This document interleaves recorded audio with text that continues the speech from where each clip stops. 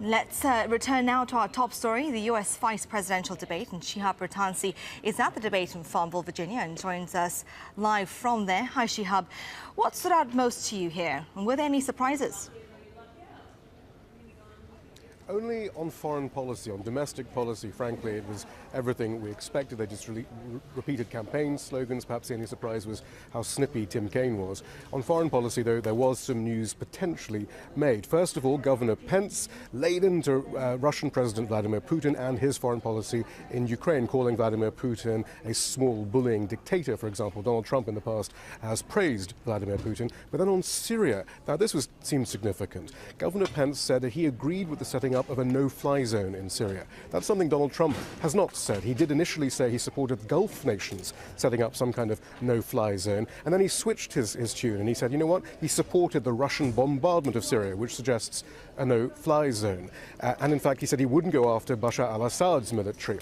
Now, the chairman of the Joint Chiefs of Staff told the Congress just a few weeks ago that if the U.S. was to institute a no-fly zone, it would take a massive deployment of U.S. power, both at land, air and sea. It would mean great bombardment of Syria, including all of Bashar al-Assad's air force and air defenses, and potentially risk conflict with Russia. This is a policy that Hillary Clinton and the neoconservative wing of the Republicans have long actually supported, it's reported, but it's not something Trump has supported. So we talked to the campaign managers after the debate. Hillary Clinton's camp seized on this. Donald Trump's camp, well, they just blamed Barack Obama for what Mike Pence said. Secretary Clinton has for a long time been in support of a no-fly zone, been in support of setting up safe zones within Syria. We've never heard Donald Trump say anything about a no-fly zone. Maybe Mike Pence supports that, but that again is what is troubling about what we saw tonight. Mike Pence and Donald Trump were not in alignment.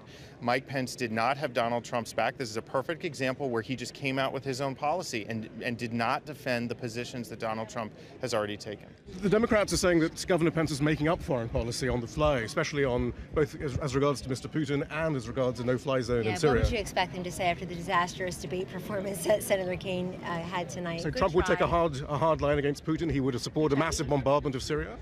Did I say that? Well, that's what Pence was saying. No, listen. The disaster that has been created in Syria under President Obama and his Secretary of State Hillary Clinton's watch will be solved under the Trump-Pence administration. They will, first of all, do peace through strength. They will create these safe zones, and he already talked about that tonight. But a safe zone takes tens of thousands of troops, according to the Joint Chiefs of Staff, and a massive bombardment. Right, so you should tell President Obama that because he's doing a horrible job in Syria. So that's what we heard from Kellyanne Conway, but then she did pivot slightly in an answer to another question, saying, well, there are differences on every ticket, and pointed to differences between Tim Kaine and Hillary Clinton over abortion and theoretically over the Trans-Pacific Partnership, which suggests that Pence may have been making this up. This isn't something that Trump had sanctioned, but then we've heard Trump say in the past that if he was elected president, the vice president would be in charge, or at least this is what's been alleged, he said to others, John Kasich, that the vice president would be in charge of domestic and foreign policy. So it may be significant, it may not be significant. Donald Trump may deny it all, he may not, but that seemed to be the most eyebrow-raising moment in the debates, at least from foreign policy. Okay, Shihab, thanks very much indeed for that. Appreciate it. Shihab Rattansi there live for us from Farmville, Virginia.